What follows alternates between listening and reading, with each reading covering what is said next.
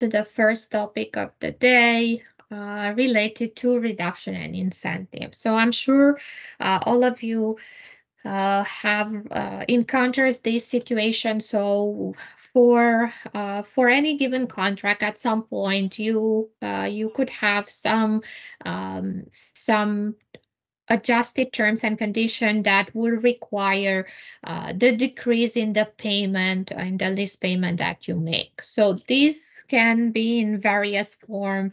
Either you receive something like a free rent period or periods, or also specific reduction to the lease amount, or you have some incentives to renew the contract, or incentive related to improvement that you make to the lease areas. So I wanted to present, and we wanted to present to you today a couple of scenarios and a few more details about how to account for such situation and what terms to use and what are the caveats, what are the pitfalls, and what are the recommended approaches from our side. And of course, we do want to hear your experience and how you dealt with that, or how are you dealing with that. So as you know, in Nakisa, we have a few terms that can help you with such situations. So you can have the reduction among the standard base rent terms. And then in the incentive terms, we have free rent and incentive cash amount. So now let's look a little bit more in depth. Was there a question? Am I missing a question? No. Okay. No, thank you. All right, so we're going into more depth to discuss about these terms. So first of all, the reduction term. So the reduction term, it is part of the standard lease term along with the base rent, extension, and supplemental. However, the particularity of this term is that it needs to be used in conjunction with other term, either base rent or extensions. And it is the same with supplemental. So supplemental and reduction are what we call overlapping terms. So you overlap them to a base rent or to an extension term in order to have an adjustment to your payment. And in this case, we're talking about reduction. Of course, when we talk about the validity, so the start of the ROU, the end of the ROU, first payment, last payment, all the dates, they need to overlap the existing base rents that you have, either if you have base rent or extension, either was. For reduction, is very important that the payment date coincide with those of the base rent or extension, because you cannot have a reduction when you don't make a payment. So that's the reason. Also, when you apply reduction, the reduction may not exceed the base rent or the extension payment, because you can't have negative payment. So the reduction can only go to the value of the existing base rent. So now a couple of more details here. So we have an example where we have a base rent with a quarterly payment frequency. So we pay 10,000 every quarter. And if we apply the reduction, first of all, as I was saying, the terms, so the first payment, last payment, expected start, expecting end, they need to be within the existing base rent. So in this case, we only have a base rent and we're applying a couple of reduction and supplemental. So as I was saying, first thing to consider is the overlapping aspect. So the reduction, it is an adjustment to the existing base rent term. So we need to make sure of that. Then another important aspect is making sure, especially because the payment frequency is quarterly, is making sure that the reduction it happens, the payment of the date of payment for the reduction is exactly coinciding with the payments of the base rent. meaning, as you can see here, you have the 100 reduction at the same time, at the same date with the actual payment. You can't have the reduction in a period where you don't pay.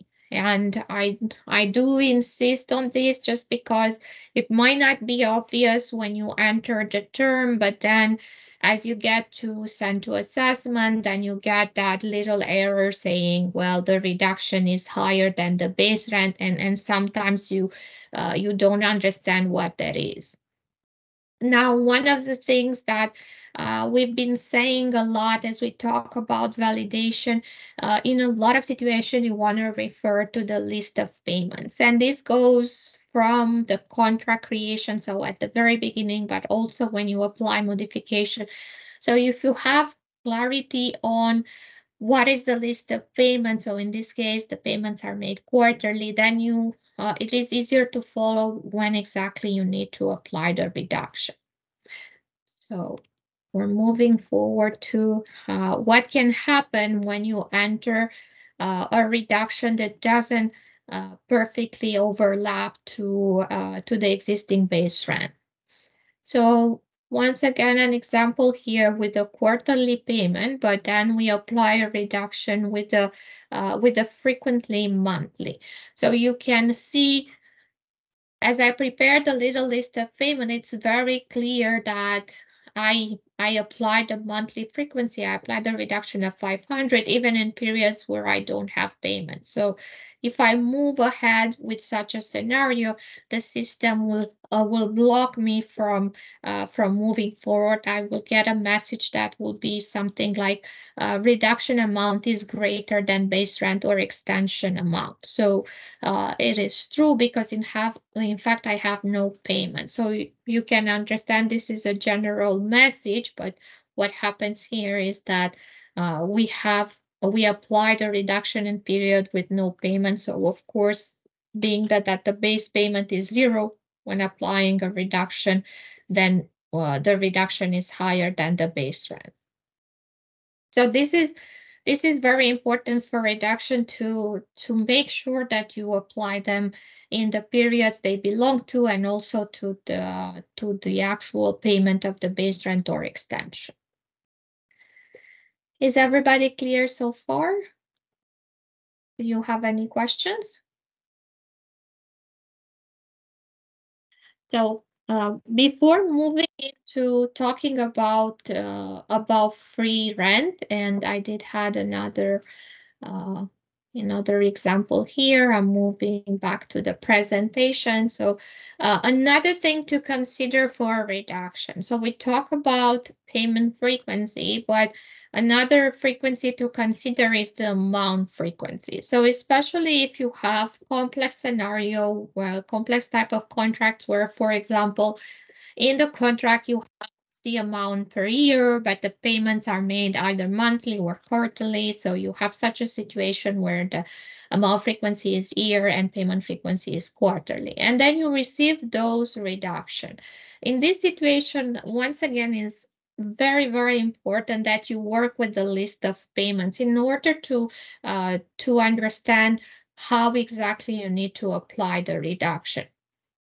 This is because, especially in such a situation, it's very easy to get into to the previous error type of message where the reduction is higher than the base rent. So you might want to have the list of payment, work it out how you want to apply it, and then it will be clear how what type of a reduction you want to enter. So in this case, for example, where we have a year frequency, a quarterly frequency, and we want to apply, let's say, a certain percentage, or maybe you have already the absolute amount that you have, it is possible to change the amount frequency, the payment frequency. So that is possible. And for the payment frequency, if you want to change it, and I think I added here, you can have a different payment frequency if your settings allow. So we have a switch in the back that allow you to have a different payment frequency for the subsequent term versus the initial base rent. For the amount frequency, you can, however, change it, but it's very important to understand how you can do that. So ultimately, the goal is to make sure that you have the targeted new list of payment, adjusted list of payments. And this is, let's say, the theory about reduction. I do want to go through some concrete scenarios, so I'm going to switch to our application, but please interrupt me and let me know if you have any questions. So I have prepared here some scenarios for you to see, and I do hope that you can see right now the application because I switched to that. Yeah, we can see that, Kat. Okay, perfect. Thank you so much. So we have here a scenario of a contract that started in January 2023, and we make quarterly payments. And the amount frequently is one time, meaning that every quarter we pay the exact same amount, the 30,000 that you see here. So now in the list modification, so I have a draft already created. So I added a reduction to this term, but I added a reduction monthly. So what I want you to see is that in this situation, as I'm applying the reduction monthly, the system is going to block me from moving forward. I'm going to get the error message I was talking to you about earlier. So that is why it's very important to understand exactly how the reduction should be applied. So in this draft, I already made the approval at contract level, and I am now at the activation group level. I have selected likely to exercise for the reduction, and I'm sending to assessment. So the idea is that I want to apply this reduction from June on, and I want to send to assessment. But because you can see, first of all, my payments are quarterly. So my payments in the schedule, so maybe let's take a look at the schedule at the same time. So that will be here to follow. So I'm selecting all columns and all years.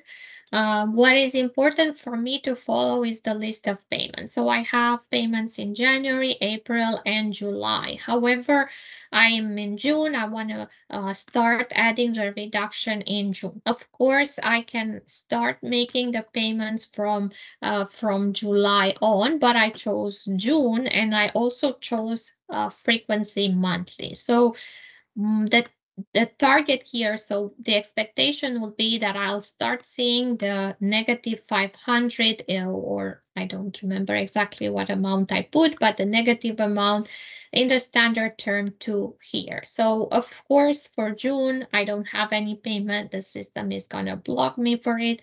Here, I will have a payment, but then, of course, I don't have monthly payments to support the reduction. So coming back to the draft I have here, this is the draft. So if I send to assessment, then I will get the error message. So first I can't move, the draft remains undefined, and then I'll be able to see the error message in the little bell, and also here it tells me the reduction amount is greater than the base rent. So that is why it's important that I work first with the list of payment, and once I do, I can delete a draft and start a draft that is actually working. So with that in mind, let's check another example here. So I have here sample number 2.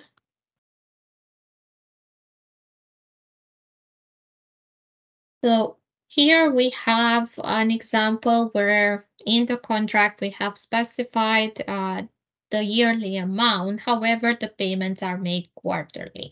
So because I also chose 360 convention, the payments are quite regular. So if I check the schedule, and this is something that we do recommend for every time you create a contract, like especially as you have more complex details, terms and conditions, make sure that your payments are the expected ones. Because if the payments are the one that you target and you have the the targeted effective interest rate, then everything else is just calculation. Everything else will be correct. So here is the yearly payment. So we expect to pay 1 million every year, but we're paying it in quarterly installments. So you can see how, if I look at the terms and condition and the schedule, it's a slightly difference, but so it might be harder to follow from the terms and condition directly. But if I look at the payment, this is where I have clarity on what I need to do. So now I am coming back to my draft. So I already initiated a list modification where I want to add a modification, but the modification is slightly different. So what I'm told is that I am giving a month worth.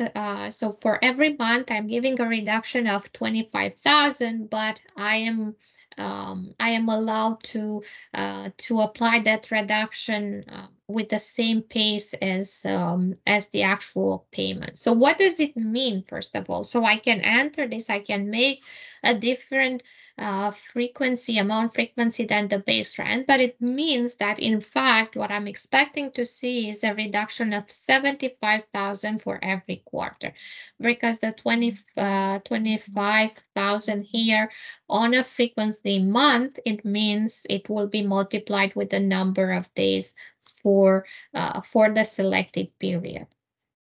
You might remember that for the amount, frequency, year, month, day, the system takes into consideration the number of days. So for this amount, frequently, also the 360 convention is very important, because if you do not choose the 360 convention, then you will have slightly different quarters if you compare first quarter to second quarter and so on. And the same for the month, considering that we have months like February or April that do not have 31 days.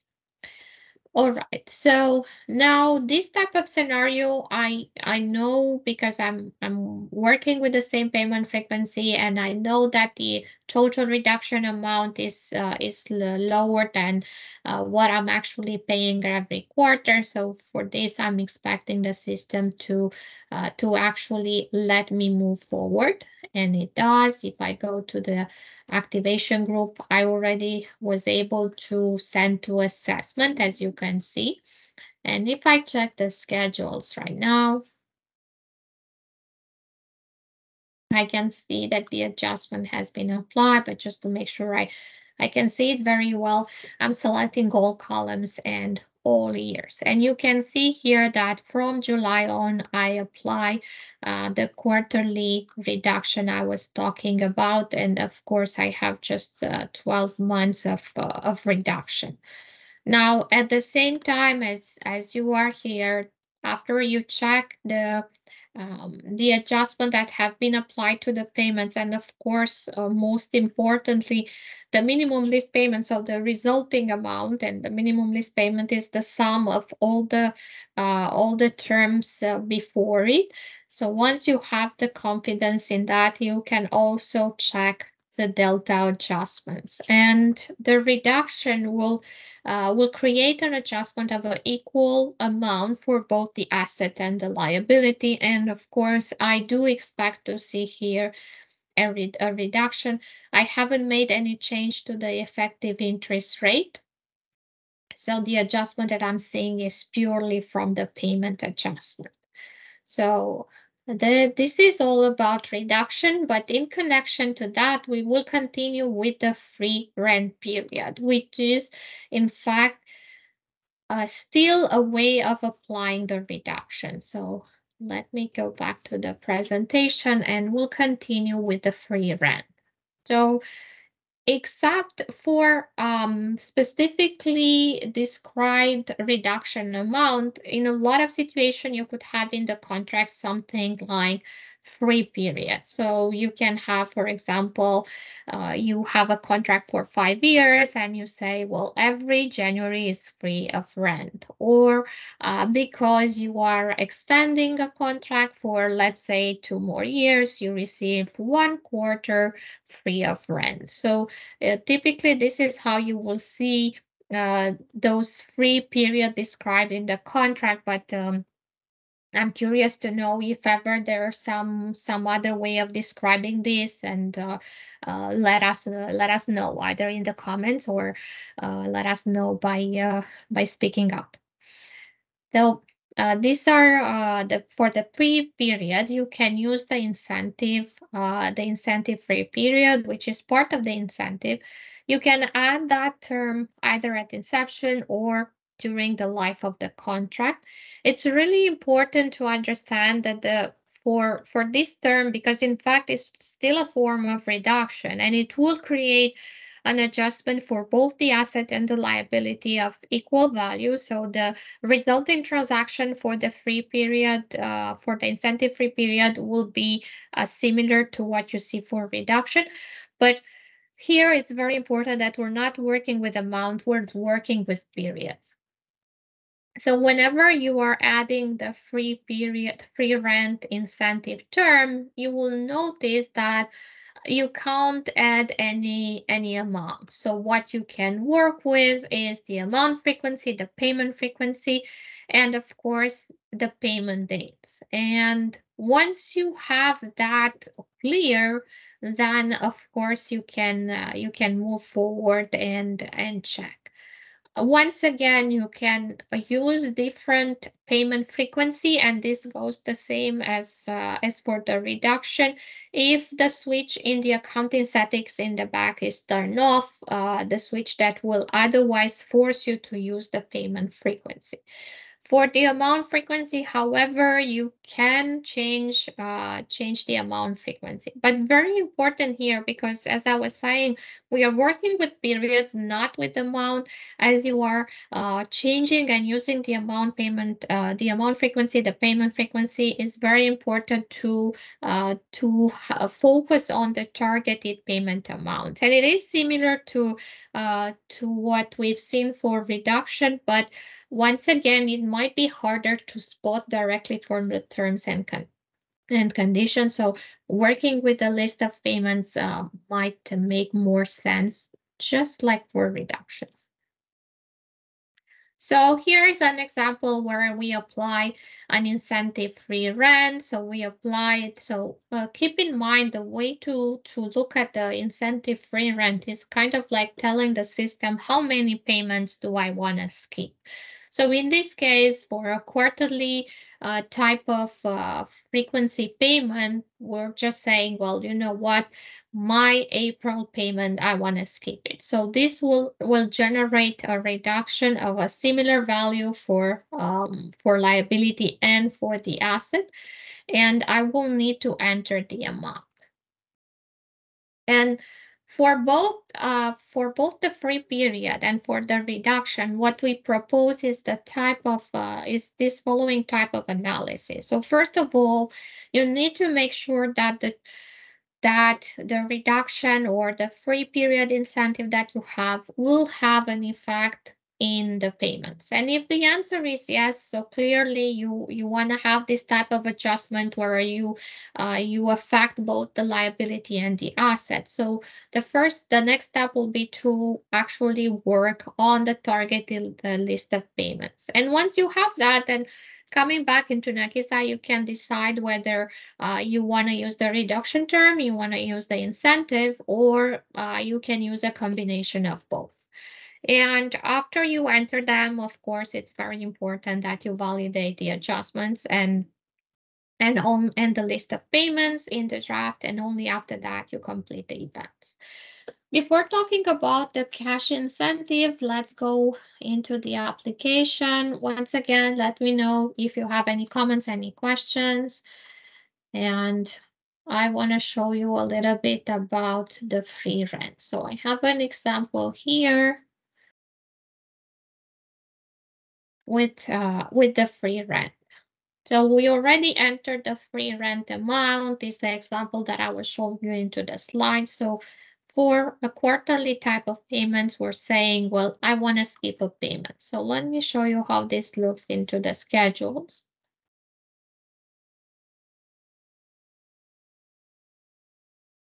Once again, I'm selecting all columns and all years. And You saw that for reduction, we see the amounts applied here in the second column after the standard term. However, for free rent, we can see it here in the incentive lease payments. But the effect is absolutely the same. So what we are doing, we are reducing the lease payment. In this case, because we haven't entered any amount, what we're saying, I want to skip this payment. So if I'm looking into the minimum lease payment column, I can see that for April, I have no payments. Now, the reason I'm insisting on the skipping of the payment thing is that sometimes you can have quarterly payments, but the free period is something like a month and a half or 2 months. So for this type of situation where the actual free of rent period doesn't overlap with the frequency that you have for the payment, you may want to consider whether you should be using the reduction term instead, or if you need to do a combination of both. And I know your contracts are quite complex, so you can have not just yearly payments, yearly for a year amount with payments quarterly. You can have daily amounts that are paid yearly or something like that. So it's very important, once again, that you start with the list of payment and then you come back to the to Nakisa to choose the terms. And one more thing that I wanted to show you here, and I'm going into the lease, into the contract level to initiate a lease modification. And I'm going to make this lease modification as of June. As you know, the amendment date has no implication into the schedule, or no financial implication. It's just the date when I'm initiating the event. But I just want to take the chance to show you a little bit, once again, of the type of information that you need to choose for the free rent. So it's important to look at it as a reduction, but as a specific type of reduction. If I'm going into the list component, following the little pencils into the terms and condition, and in the new term, I'm choosing incentive and I'm choosing free rent here. The reason I'm not seeing cash incentive is because I haven't posted any transaction. So only after that I'll be able to select also cash incentive. But we'll talk about the incentive cash amounts in a bit. So for the incentive free rent, as you can see, I cannot put any lease amount. And I shouldn't, because this term is meant as a specific type of reduction where I'm just telling the system, well, I want to skip certain payments. And my base rent is for 36 months. I already have a free rent period in for April. So basically for the second trimester. But let's say I have the same. I want to apply the same for 2024. So what I'm doing here. Catalina, we have a question. Sure. Yeah. From Lorena. Lorena, Okay. go ahead. Hi, Catalina. Hi. Catalina, I just have a question about the reductions. We have a contract that has index, and when we do a reduction in terms, we can see that the payments for the index is impacted. Is that normal, or maybe it's an error in the input under the reduction? So when you apply the reduction will take into consideration the standard terms as well as the index. So it's normal that the value in the index payment it gets lower.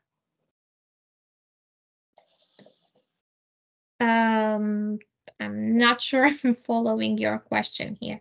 So you are applying the reduction after you. So first of all, the indexation is always applied on all the type of standard terms that are present at that moment, meaning that if you have base rent extension, supplemental or reduction, then if you are applying the reduction afterwards and the reduction doesn't carry the indexation, the reduction will refer to a specific base rent on extension. Okay. Right. Thank you. I will send you an email with the screenshots what I'm talking about. So maybe you can guide me. Sure, of course. Thank you, Catalina. But Yeah, yeah, go ahead, Mario. no. That would be. I was gonna say that would be the way to go. Send us the mail with your screenshots and the expected results that you have, so we can take it from there. I will do. Thank you, Mario. No problem. And there is another question from There. Vicina Andrea. Yes, I yeah. would like to ask that because it just came up for our company yesterday or last week that user wanted to set up a free rent, and then the payment frequency, the amount frequency is daily and the payment frequency is monthly, but they would like only to consider 10 days of the payment being as a free rent. And how would I be able to set up this? So thank you so much, Andrea, for the question. So in this situation, as I was saying, the free rent might not be the term that you want to use. However, you can use the reduction where you can put the specified amount, and there you will need to see whether you want to keep the day amount frequency or you want to calculate the specific reduction and then enter one time and one time. Yeah, okay, perfect. Thank you. You're very welcome. So this is an excellent example to what I was trying to show here, is that the free rent is really meant to be a sub case of the reduction, where you can absolutely choose a complete period to skip the payment. So that is why I'm insisting on the checking of the payments, because that will indicate whether you can use the free rent or you can go with the reduction. So in this case, as I was saying, what I want to tell the system is, you know what, I want to skip the payment for 2024, and I want to skip the payment for April 2024. I know I have a payment then, and I am going to apply the same amount frequency and payment frequency as the base rent. So as you can see, I'm only working on this line here. I'm entering amount frequency, payment frequency, first payment, last payment. That's all that I'm entering. Everything else is pre-selected by the system, because with this term, what I'm actually saying is, well, skip this specific payment. So that was the theory once again, and the demonstration on the free rent. So what we're trying to show here is that you can use to a certain extent interchangeably the free rent and the reduction. Always keep an eye on the targeted payments, and then you can decide which of the terms works best. In some situation, you can use a combination of both. So I'm coming back to the presentation here, and I think we are a bit of a lower pace than that I was expecting, but it's okay. We can always continue next time.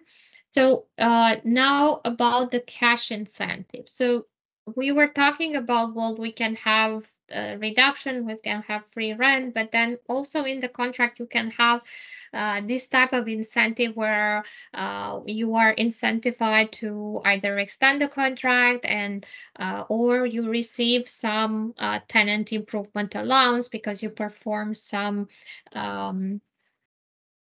work on the leased area.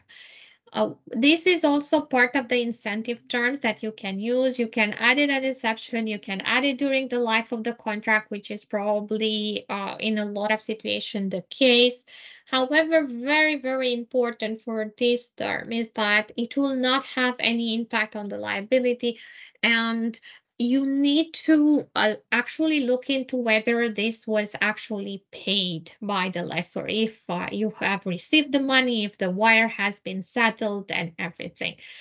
The standards, and both standards here, IFRS and ASC 842, they make the distinction between what is paid and what is not paid. So if the incentive is mentioned in the contract, but you haven't received it yet, and as we talk about tenant improvement allowance, there are, in a lot of cases, conditions to that. So if those conditions are not made and you haven't received the money, then you cannot recognize it. So the key here is settlement. It's paid because you are receiving the money from the lessor. When you do, you can go ahead and make the recognition. Now for this term, and this is also a very special term because all you can enter is the amount. Everything else is grayed out, is blocked. And when you are entering this as inception, you will see that the first payment, last payment, I'm sorry, my voice is cracking. Back on track.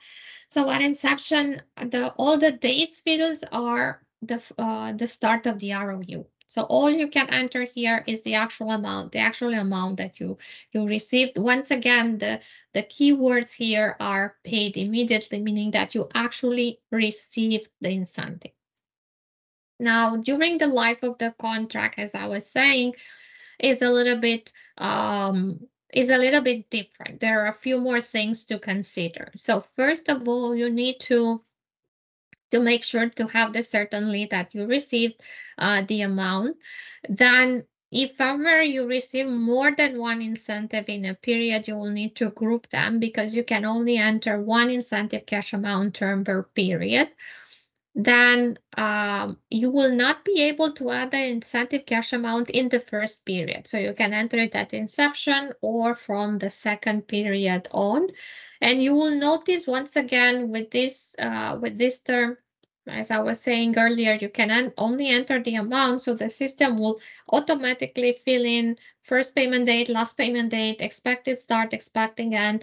It will go to the first open period, the first period with no posting, no periodic posting made.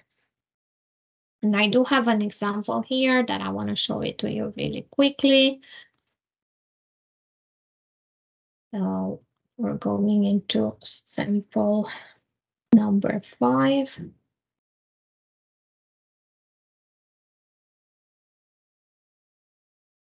So I had a contract that I entered. I added a cash incentive at inception, but then I want to add a cash incentive during the life of the contract.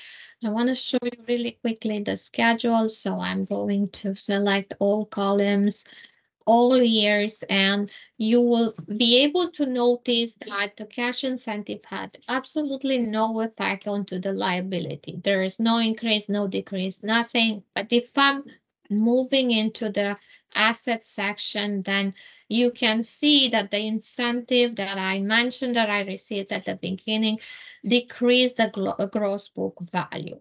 So this is the effect that happened at inception, and I'm taking the opportunity to show you that I already posted the entries up to the end of May because I want to add an incentive in June.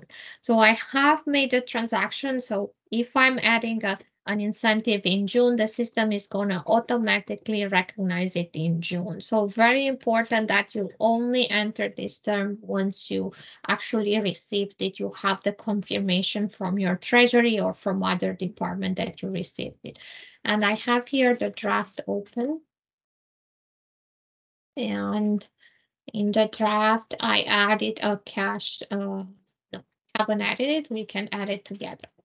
So in the incentive, I can select incentive cash amount, and you can see the system already grayed out everything except for the non-lease amount. So this is where I'm entering the amount. So let's say this time around I received 10,000. This is the amount, and also this is something that the department that is confirming that the incentive has been received, they're going to communicate to you how much. So you enter the amount. The reason we are entering this amount into the non-lease amount is that this is the way our designer find, this is the solution they found to make sure that we are only affecting the asset with no influence whatsoever on the liability. So now that's it. I can submit my cash incentive and I can move on to approve it at contract level. And at the activation group level, it's already likely to exercise and it's already recognized in June, so I can send to assessment. My effective date, of course, as I made all the entries up to the end of my effective date is going to be 1st of June. That's the beginning of my accrual period. That's the first open. That's the first open period. So this is the effective date. This is where I'm expecting to see that little green line. And if I'm going to check the schedules, then by selecting all columns and all years, we can take a look at it.